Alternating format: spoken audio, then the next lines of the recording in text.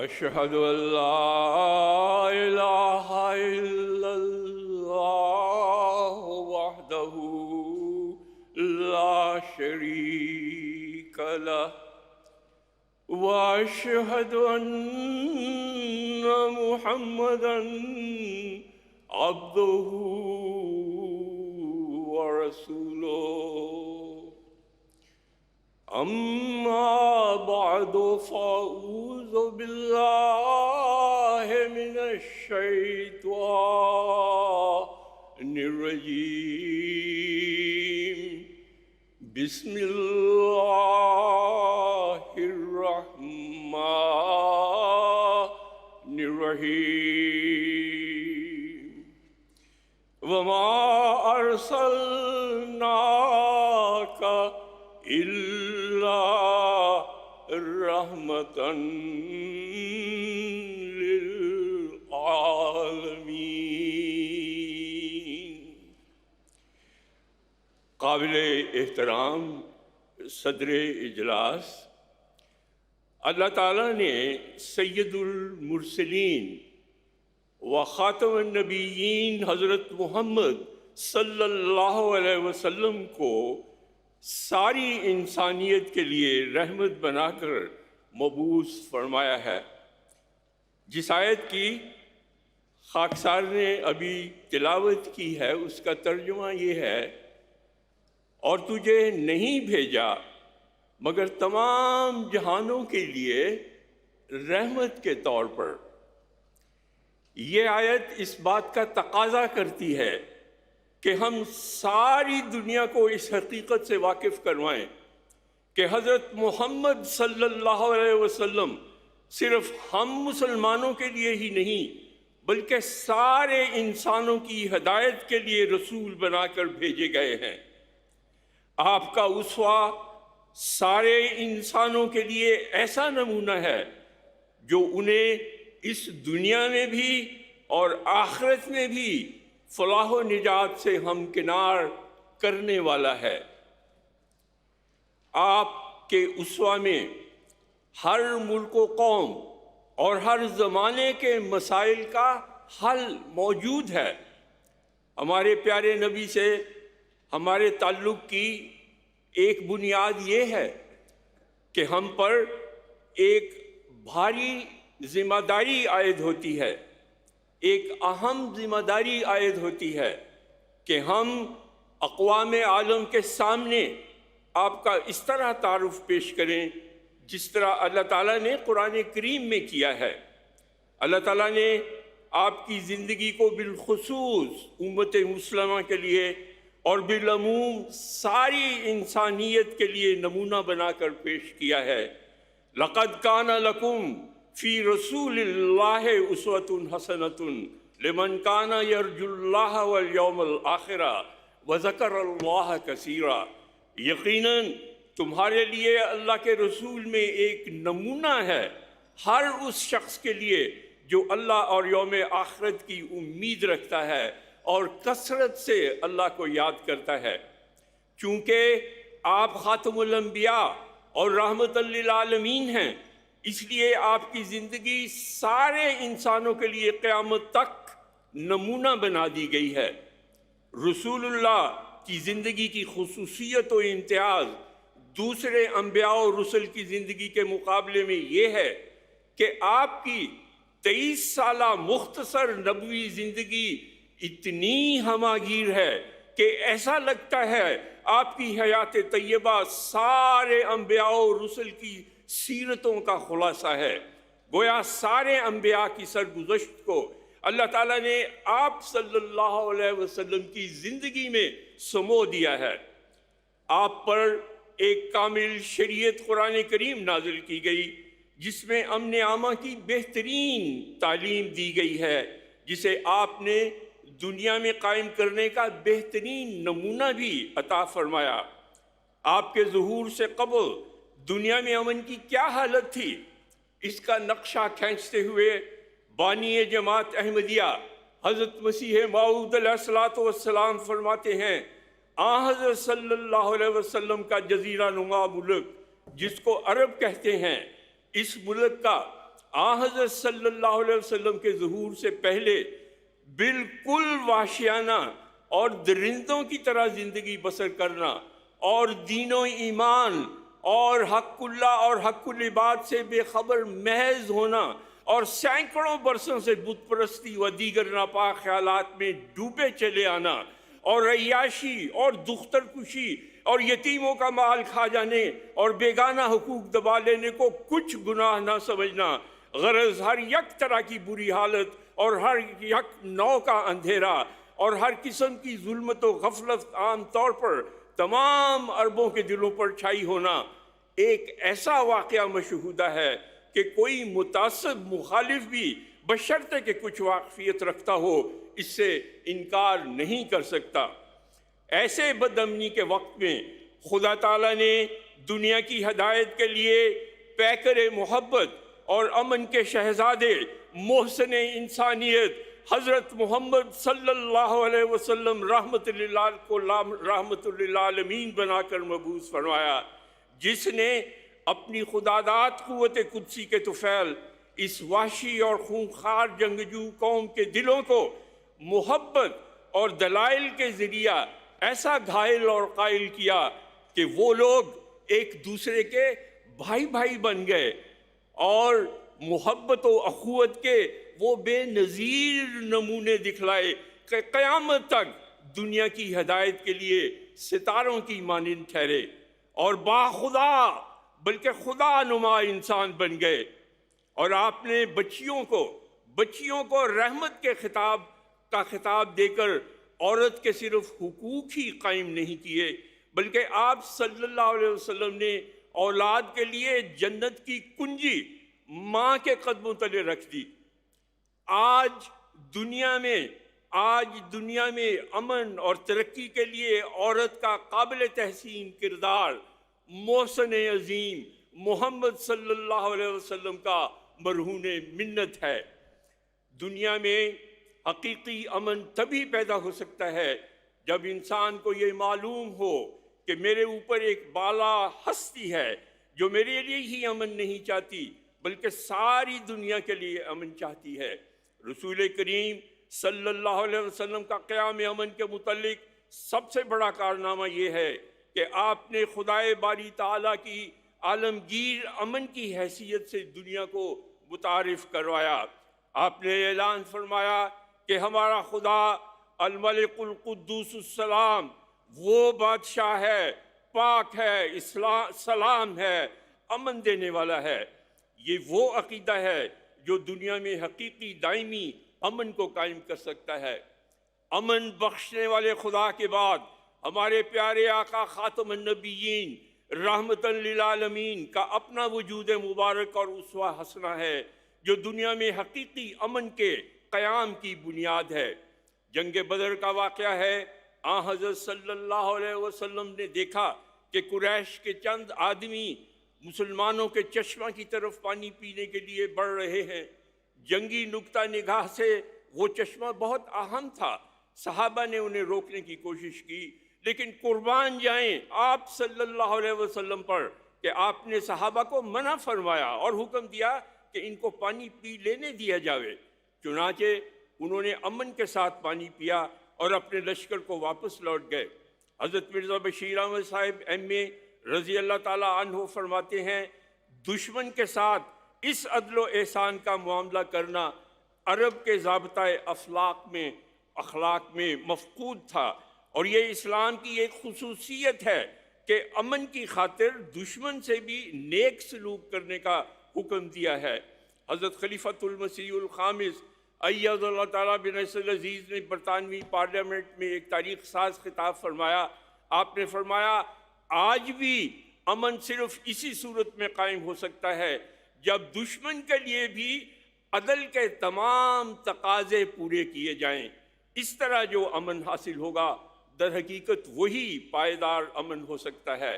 صرف اسی ایک واقعہ پر بس نہیں بلکہ رسول اللہ صلی اللہ علیہ وسلم نے امن کے قیام کے لیے بے پناہ قربانیاں دیں اور اپنی عملی نمونہ سے ثابت کر دیا کہ اگر دنیا میں قیام امن کے لیے حقیقی کوشش کی جائے تو ایک پرامن معاشرے کا قیام ممکن ہے۔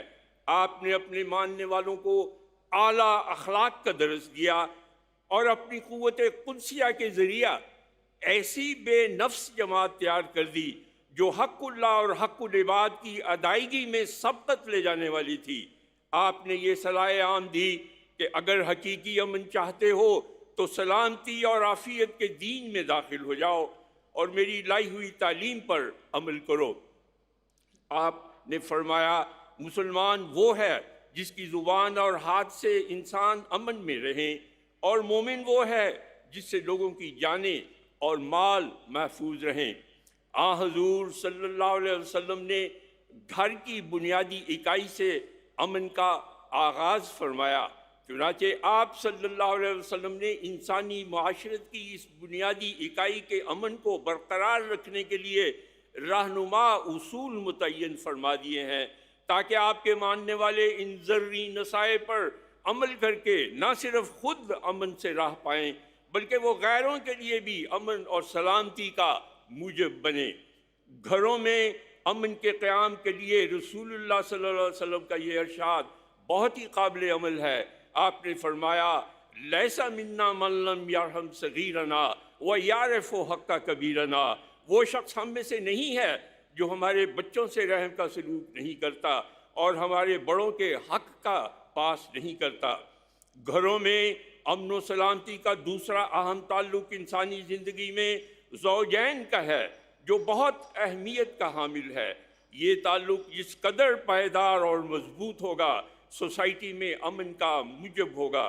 نبی کریم صلی اللہ علیہ وسلم نے بحیثیت خاوند ایسا عملی نمونہ پیش فرمایا ہے کہ جس پر عمل کرنے سے گھروں کے نظام کو اچھے طریق پر چلا کر ان کا امن برقرار رکھا جا سکتا ہے۔ حضرت صلی اللہ علیہ وسلم کا ارشاد مبارک ہے خیرکم خیرکم لأہلہ، یعنی تم میں سے بہتر وہ ہے جو اپنے گھر والوں کے لیے بہتر ہے۔ رسول کریم صلی اللہ علیہ وسلم مسکراہٹیں بکھیرنے والے بابرکت وجود تھے۔ آپ کے گھر کی چار دیواری میں بسنے والے بھی ان مسکراہٹوں کا مورت بنا کرتے تھے۔ آپ ہر کسی سے نرمی اور حسن سلوک کا معاملہ کرتے۔ جب گھر کے اندر آپ کی نرمی اور نرم دلی مزید بڑھ جاتی، کسی کو برا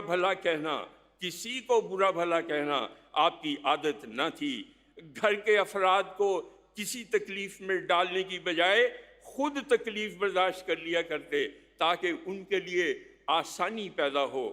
پس اگر گھروں کے اندر باہمی احترام، پیار، محبت اور عدل و انصاف کی فضا قائم ہو جائے تو اس سے نہ صرف گھروں کا امن برقرار رہے گا بلکہ اس کا اثر ارد گرد کے ماحول میں بھی ظاہر ہوگا۔ رسول کریم صلی اللہ علیہ وسلم نے رحم سے تعلق رکھنے والے رشتوں کے متعلق خاص ہدایات ارشاد فرمائی ہیں اور ان کی فضیلت و برکات سے آگاہ فرمایا ہے۔ آپ صلی اللہ علیہ وسلم جس تعلیم کے ساتھ مبعوث ہوئے ہیں اس میں رحمی رشتوں کو جوڑنے کی طرف خاص توجہ دی گئی ہے۔ پس رحمی رشتوں کے حقوق کی ادائیگی اور ان کے ساتھ حسن سلوک معاشرے میں امن و امان کے قیام میں ممد و معاون ثابت ہوتا ہے۔ رسول کریم صلی اللہ علیہ وسلم نے صرف گھر کے افراد اور رشتہ داروں سے ہی حسن سلوک کی تعلیم نہیں دی بلکہ آپ نے اپنے ماننے والوں کو دنیا کے ہر انسان سے پیار، محبت اور خیر خواہی کی تعلیم دی ہے اور اس میں کسی قسم کے امتیاز کو روا نہیں رکھا۔ آپ کا ارشاد مبارک ہے من لا یرحم الناس لا یرحمہ اللہ، یعنی جو لوگوں پر رحم نہیں کرے گا اللہ تعالیٰ اس پر رحم نہیں کرے گا۔ نبی کریم صلی اللہ علیہ وسلم نے اپنے ماننے والوں کو ایک دوسرے کا بھائی قرار دے کر ہر ضرورت کے وقت بھائی کی مدد کی تعلیم دی ہے تاکہ ان کا باہمی تعلقات ہمیشہ خوشگوار رہیں اور ان میں تعاون کا جذبہ فروغ پاتا رہے۔ اللہ تعالیٰ نے مومنوں کی یہ نشانی بیان فرمائی ہے کہ ان کے اندر ایثار کا جذبہ پایا جاتا ہے جس کی وجہ سے وہ اپنے نفسوں پر دوسروں کو ترجیح دیتے ہیں۔ یہ ایک ایسا جذبہ ہے جس سے باہمی الفت و یگانگت میں اضافہ ہوتا ہے اور دلوں کے قریب ہوتے ہیں۔ اللہ تعالیٰ نے جماعت مومنین کی یہ خوبی بیان فرمائی ہے، وَيُؤْثِرُونَ عَلَىٰ أَنفُسِهِمْ وَلَوْ كَانَ بِهِمْ خَصَاصَةٌ، اور خود اپنی جانوں پر دوسروں کو ترجیح دیتے تھے باوجود اس کے کہ انہیں خود تنگی درپیش تھی۔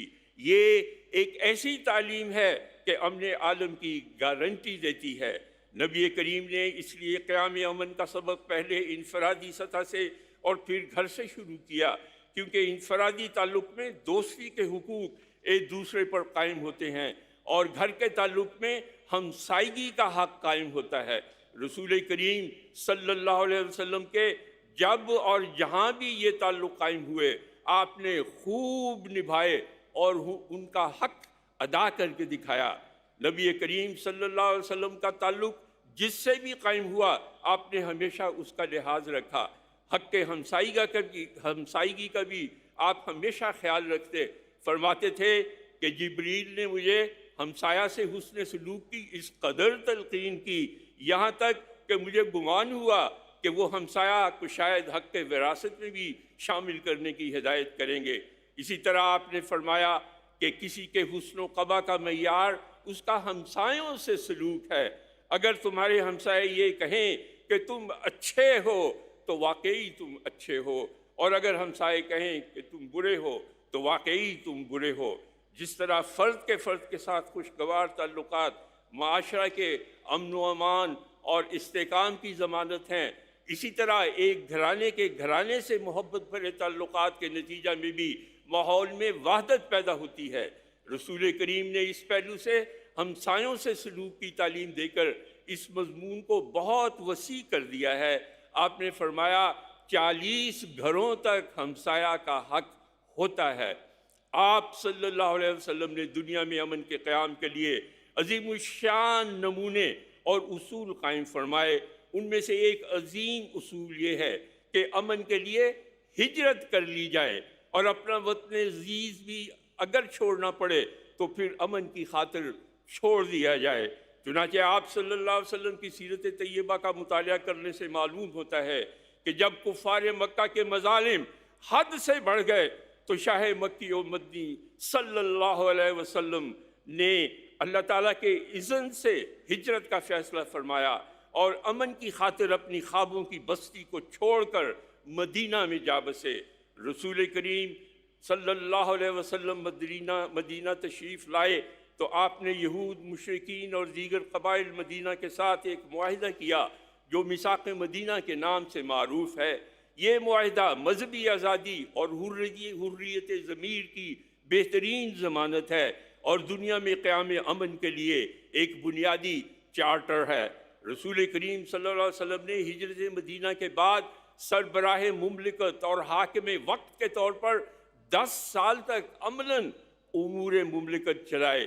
محسن انسانیت صلی اللہ علیہ وسلم کی زیر نگرانی چلنے والی مملکت میں ہر خاص و عام، مسلم و غیر مسلم کے معاشی تحفظ اور ان کی معاشرت کا خاص خیال رکھا گیا، یہاں تک کہ مملکت کی حدود میں بسنے والے تمام باشندے بلا امتیاز ہر قسم کی سیاسی، معاشی، معاشرتی اور مذہبی سہولتوں سے متمتع ہوتے رہے۔ آپ نے آئندہ آنے والی نسلوں کے لیے اسلامی شریعت کے جامع اصول و ضوابط بیان فرمائے اور انہیں باور کرایا کہ حقوق انسانی کی ادائیگی اسلام کی بنیادی تعلیم ہے۔ دنیا آج جنگ کی آگ میں جھلس رہی ہے۔ جنگ کے شعلے یورپ کے دہانے سے ہوتے ہوئے روس یوکرین کی جنگ کی شکل میں ہمارے سامنے ہیں۔ حضور صلی اللہ علیہ وسلم اور آپ کے اصحاب رضی اللہ عنہم مسلسل 13 سال تک کفار مکہ کے ہاتھوں اذیتیں، دکھ اور تکالیف اٹھاتے رہے۔ ان میں سے بعض شہید بھی کر دیے گئے، لیکن آپ اپنے ماننے والوں کو ان مظالم کا جواب دینے کی بجائے انسانوں سے شفقت اور ملکی امن کی خاطر صبر سے کام لینے کی تلقین فرماتے رہے۔ اگر کبھی صحابہ رضی اللہ عنہم نے حضور صلی اللہ علیہ وسلم سے دشمنوں کے ساتھ مقابلے کی اجازت مانگی تو آپ نے انہیں جواب دیا انی امرت بالعفو، مجھے تو عفو درگزر اور معاف کرنے کا حکم دیا گیا ہے، میں کیوں کر تمہیں مقابلے کی اجازت دے سکتا ہوں۔ تکبیر! حضرت محمد مصطفیٰ، حضرت محمد مصطفیٰ، محسن انسانیت، محسن انسانیت، نعرہ تکبیر! حضور صلی اللہ علیہ وسلم ہمیشہ جنگ و جدال اور لڑائی سے بچتے تھے۔ آپ نے مسلمانوں کو بھی یہی تلقین فرمائی کہ وہ جنگ کی خواہش نہ کیا کریں۔ آپ صلی اللہ علیہ وسلم کا ارشاد مبارک ہے، لا تمنوا لقاء العدو فاذا لقیتموہم فاصبروا فاصبروا، دشمن سے مقابلہ کی تمنا نہ کرو، اور جب ان سے مٹ بھیڑ ہو جائے تو پھر ثابت قدم رہو۔ پس مسلسل 13 سال تک آپ اور آپ کے صحابہ رضی اللہ عنہم ہر طرح کے مظالم برداشت کرتے رہے، لیکن لڑائی جھگڑے سے اور فساد پھیلانے میں حصہ نہ لیا، اور بالآخر ملکی امن کی خاطر اپنے آباء و اجداد کے وطن کو چھوڑ کر مدینہ میں آباد ہو گئے۔ رسول اللہ صلی اللہ علیہ وسلم کی لائی ہوئی تعلیم میں مذہبی جنگوں کی سختی سے ممانعت کی گئی ہے، جبکہ مسلمانوں کو صرف دفاعی جنگ کی اجازت دی گئی ہے۔ وَقَاتِلُوا فِي سَبِيلِ اللَّهِ الَّذِينَ يُقَاتِلُونَكُمْ وَلَا تَعْتَدُوا إِنَّ اللَّهَ لَا يُحِبُّ الْمُعْتَدِينَ، اور اللہ کی راہ میں ان سے قتال کرو جو تم سے قتال کرتے ہیں، اور زیادتی نہ کرو، یقیناً اللہ زیادتی کرنے والوں کو پسند نہیں کرتا۔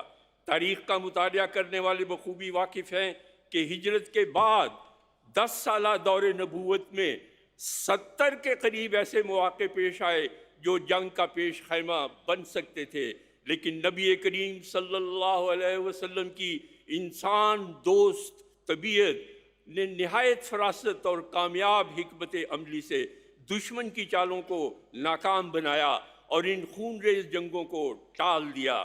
پس رسول کریم صلی اللہ علیہ وسلم کے عمل سے ثابت ہے کہ آپ جنگوں کے لیے نہیں بلکہ انسانوں کو انسانوں کے قریب کرنے اور انہیں خدا تعالیٰ کا عبد بنانے کے لیے مبعوث ہوئے ہیں۔ اگرچہ حضور صلی اللہ علیہ وسلم کو خود حفاظت کی خاطر مجبوراً جنگیں بھی لڑنا پڑیں، لیکن ان جنگوں کے دوران بھی آپ کی یہی خواہش ہوتی تھی کہ کسی طرح جنگ ٹل جائے، خون ریزی نہ ہو اور امن کی فضا پیدا ہو جائے۔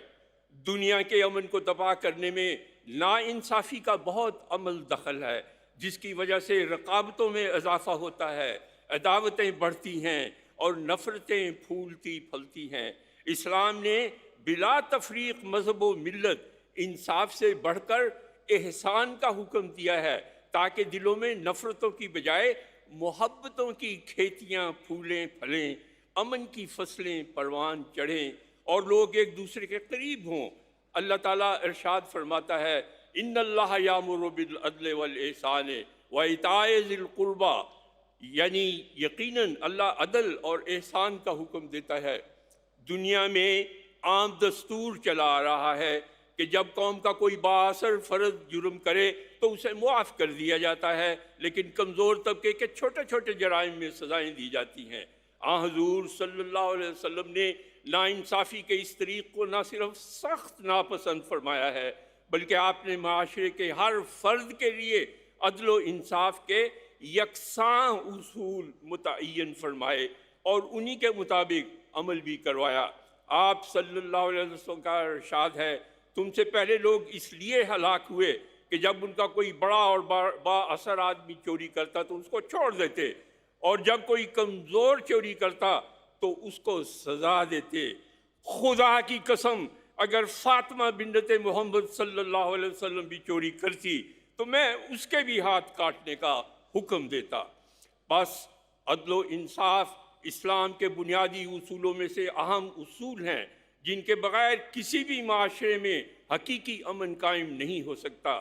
اسلامی معاشرے میں بسنے والی غیر مسلم رعایا کو اسلام کے نظام عدل میں برابر شریک کیا گیا ہے، اور انہیں وہی حقوق حاصل ہیں جو ایک مسلمان کو دیے گئے ہیں۔ آپ صلی اللہ علیہ وسلم نے غیر حکومتوں اور غیر قوموں کے ساتھ مسلمانوں کے تعلقات کا یہ بنیادی اصول بتایا ہے۔ یہ ایک ایسا اصول ہے جس پر کار بند ہو کر بین الملکی اور بین الاقوامی تعلقات کو خوشگوار رکھا جا سکتا ہے۔ اسلام کا یہ حکم صرف مسلمانوں تک محدود نہیں بلکہ انصاف کے معاملہ میں ہر فرد بشر اس میں شامل ہے، بلکہ اسلام نے دشمنی کے باوجود دشمن قوم سے انصاف کا حکم دے کر ایک ایسی تعلیم پیش فرمائی ہے جو دنیا کو امن عالم کی طرف دعوت دینے والی ہے۔ دنیا میں قیام امن کی راہ میں ایک بڑی رکاوٹ معاہدوں کی پاسداری نہ کرنا ہے۔ ترقی کے اس دور میں بظاہر مہذب کہلانے والی بڑی بڑی حکومتیں کمزور ملکوں سے جو معاہدے کرتی ہیں اس میں ایک تو انصاف سے کام نہیں لیتی، دوسرے جب اپنا مطلب نکل آئے تو ان معاہدوں کو یک طرفہ طور پر ختم کر کے کمزور ملکوں کو شدید نقصان سے دوچار کر دیتی ہیں۔ حضور صلی اللہ علیہ وسلم پر نازل ہونے والی تعلیم میں امن کے قیام کے لیے تمام قوموں کے سامنے یہ رہنما اصول بیان کیا گیا ہے کہ ہر حال میں معاہدوں کی پابندی کرنی چاہیے، خواہ اس کے نتیجہ میں کچھ نقصان ہی کیوں نہ اٹھانا پڑے۔ اسلام میں پابندی عہد کی بہت زیادہ اہمیت ہے، چاہے حالت امن میں کیا گیا معاہدہ ہو یا میدان کارزار میں۔ ہر دو حالتوں میں معاہدے کی پاسداری لازم ہے، خواہ کتنا نقصان ہو جائے۔ اسلام نے دشمنوں کے حقوق کے سلسلہ میں کیے گئے معاہدات کی پابندی مسلمانوں کی اولین ذمہ داری قرار فرمایا ہے۔ معاہدات کی پابندی کے سلسلہ میں حضرت صلی اللہ علیہ وسلم کا کامل نمونہ ہمارے سامنے موجود ہے۔ اللہ تعالیٰ نے نبی کریم صلی اللہ علیہ وسلم کو ایک ایسا دل عطا کیا تھا جو ساری مخلوق کے لیے سراسر رحمت تھا۔ آپ کی زندگی کا ہر پہلو مخلوق خدا کی ہمدردی اور ان کی خیر خواہی کو اپنے اندر سموئے ہوئے تھا، اور آپ کی جود و سخا سب کے لیے عام تھی۔ ہر کوئی آپ کے حسن و احسان سے بہرہ ہوتا اور ہر کسی کو اس چشمہ رحمت سے فیضیاب ہونے کا موقع ملتا۔ آپ صلی اللہ علیہ وسلم کی لائی ہوئی تعلیم میں غیر قوموں کے ساتھ تمدنی تعلقات قائم کرنے کی نہ صرف ہدایت موجود ہے بلکہ ان کے ساتھ انصاف سے پیش آنے کی نصیحت بھی فرمائی گئی ہے۔ دنیا میں بڑے بڑے فسادات کی ایک بڑی وجہ قومی تفاخر ہے۔ آپ صلی اللہ علیہ وسلم نے انسانی مساوات کے اصول سے امن کے قیام کی سنہری تعلیمات پیش فرمائی ہیں۔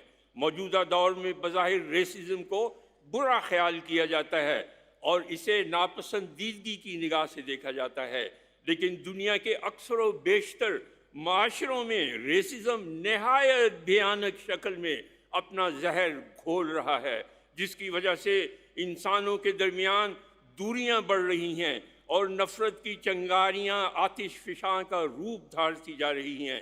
حضرت خلیفۃ المسیح الرابع رحم اللہ تعالیٰ ریسزم کے نتیجے میں انسانی امن کو پیش خطرات کو بیان کرتے ہوئے فرماتے ہیں، آج دنیا میں جتنے فسادات ہیں اور انسان کو انسان سے جتنے خطرات لاحق ہیں، ان میں جو بھی محرکات کار فرما ہیں، ان میں قومی برتری کا احساس سب سے طاقتور اور خطرناک محرک ہے۔ نبی کریم صلی اللہ علیہ وسلم کی لائی ہوئی تعلیم کے مطابق نسل پرستی کی ہر شکل نہایت مکروہ اور امن عالم کے لیے زہر قاتل ہے۔ اسلامی تعلیم کے مطابق کوئی انسان اپنے خاندان، قبیلہ اور رنگ و نسل کی وجہ سے ممتاز نہیں ہو جاتا، اور نہ ہی پیدائشی طور پر کوئی انسان پاک یا ناپاک ہوتا ہے، بلکہ بحیثیت انسان سب یکساں اور مساوی حیثیت رکھتے ہیں۔ انسانوں کے درمیان قوموں اور قبائل کا فرق صرف تعارف اور پہچان کے لیے ہے۔ ہاں، البتہ اگر کوئی فرق ہے تو وہ تقویٰ اور پرہیزگاری کے اعتبار سے ہے۔ اس ضمن میں ہمارے پیارے آقا حضرت خلیفۃ المسیح الخامس سید تعالیٰ عزیز فرماتے ہیں، اسلام کی یہ واضح تعلیم ہے کہ تمام قوموں اور نسلوں کے لوگ برابر ہیں۔ آپ صلی اللہ علیہ وسلم نے یہ بھی واضح فرمایا کہ سب لوگوں کو بلا امتیاز اور بلا تعصب یکساں حقوق ملنے چاہیے۔ یہ وہ بنیادی اور سنہری اصول ہے جو بین الاقوامی امن اور ہم آہنگی کی بنیاد رکھتا ہے۔ اپنے وقت کے معاشرہ میں آپ صلی اللہ علیہ وسلم نے انسانیت کو غلامی کی زنجیروں میں جکڑے ہوئے پایا، اور غلاموں کی آزادی کے لیے آپ کی تعلیمات اور اسوہ مبارکہ کے طفیل غلامی کا خاتمہ ہو گیا۔ ہمارے پیارے رسول خاتم النبیین صلی اللہ علیہ وسلم کی زندگی کا سب سے بڑا معجزہ یہ ہے کہ آپ نے قیام امن کے لیے دنیا کے سامنے جو بھی تعلیمات دیں ان سب کو اپنی مبارک زندگی کے عملی نمونہ سے مزین کر کے دکھا دیا۔ آپ صلی اللہ علیہ وسلم نے لوگوں کی تربیت کرنے سے قبل خود کو ایک بہترین مثال اور رہنما بن کر عملی نمونہ دکھایا۔ آپ حاکم وقتی تھے، اور سب سے زیادہ پانے کے باوجود آپ نے فقر و فاقہ کو ترجیح دی، تاکہ مفلس اور نادار شخص کے لیے یہ کہنے کا موقع نہ رہے کہ میں تو غریب ہوں، میں کیسے اپنی زندگی میں رسول اللہ صلی اللہ علیہ وسلم کا اسوہ اختیار کر سکتا ہوں۔ غرض آپ کی زندگی میں بے شمار رول ماڈل اللہ تعالیٰ نے رکھ کر آپ کو سراج منیر بنا دیا، یعنی روشن چراغ بنایا۔ اپنے تو اپنے، غیر بھی اس کا اقرار کرنے پر مجبور ہیں۔ چنانچہ ایک فرانسیسی مورخ ارنسٹ رینان لکھتا ہے، محمد صلی اللہ علیہ وسلم ہمارے سامنے ایک محبت کرنے والے، معقول، باوفا اور نفرت کے جذبات سے پاک انسان کے طور پر سامنے آتے ہیں۔ آپ کی محبت پرخلوص تھی، اور آپ کی طبیعت میں رحم کی طرف زیادہ جھکاؤ تھا۔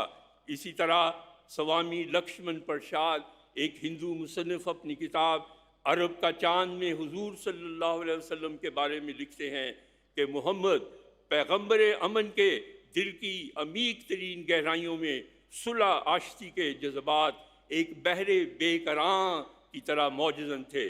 بس آج ہمارا کام ہے کہ ہم آپ صلی اللہ علیہ وسلم کے اسوہ پر عمل کریں، اور دنیا والوں کے آپ کے اسوہ حسنہ کا عملی نمونہ دکھائیں، تاکہ دنیا باور کرے اس زمانہ میں بھی امن کی ضامن حضور صلی اللہ علیہ وسلم کی تعلیمات اور آپ کا اسوہ حسنہ ہے۔ حضور صلی اللہ علیہ وسلم کی ذات اقدس تمام مخلوقات کے لیے سراپا امن و عافیت ہے۔ اس کے انوار و جمال جا بجا منکشف ہو کر ایک عالم کو منور کر رہے ہیں۔ اس وقت ہمارے پیارے آقا حضرت خلیفۃ المسیح الخامس ایّد اللہ تعالیٰ بسلذیذ ساری دنیا میں قیام امن کے لیے حضرت صلی اللہ علیہ وسلم کے مبارک اسوہ حسنہ کو عظیم مساعی کے ساتھ پیش فرما رہے ہیں۔ دنیا کے بڑے بڑے تمام ممالک کے سربراہوں کو خطوط لکھنا ہو یا مختلف ایوانوں میں امن کی تعلیمات کو پیش کرنا ہو، ہر میدان میں پیارے آقا کا نمونہ ہمارے سامنے موجود ہے۔ دنیا آج کھلے الفاظ میں آپ کو امن کا چیمپئن تسلیم کر رہی ہے، اور یہ اس بات کا ثبوت ہے کہ دنیا کے امن کا ضامن اگر کوئی ہے تو ہمارے پیارے رسول کا اسوہ حسنہ ہے۔ اللہ تعالیٰ ہمیں اپنے پیارے آقا کی بابرکت قیادت میں دنیا میں امن کے قیام کے لیے حضرت صلی اللہ علیہ وسلم کے اسوہ حسنہ کا بہترین عملی نمونہ پیش کرنے کی توفیق عطا فرمائے، آمین۔ سچ ہے، بھیج درود اس محسن پر تو دن میں 100 بار، پاک محمد مصطفیٰ نبیوں کا سردار۔ اللہم صلی علی محمد و آل محمد و بارک وسلم انکا حمید مجید۔